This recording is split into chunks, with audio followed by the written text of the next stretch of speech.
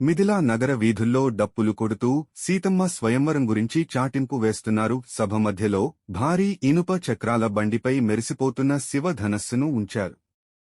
అది చూస్తుంటేనే ఎంతో శక్తివంతంగా ఉంది.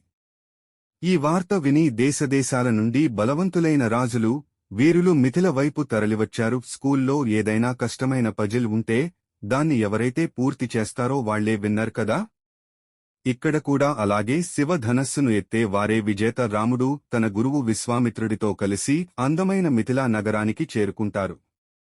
ఆ నగరం అంతా పూలతో, తోరణాలతో ఎంతో కళకళలాడుతోంది. ఎంతో మంది బలవంతులైన రాజులు వచ్చి దాన్ని ఎత్తాలని ప్రయత్నిస్తారు. కాని అది కనీసం కదలకపోవడంతో అందరూ ఆశ్చర్యపోతారు. కాని రాముడు చాలా ప్రశాంతంగా వెళ్లి ఆ భారీ ధనస్సును ఒక్క చేత్తో అవలీలగా పైకి ఎత్తుతారు.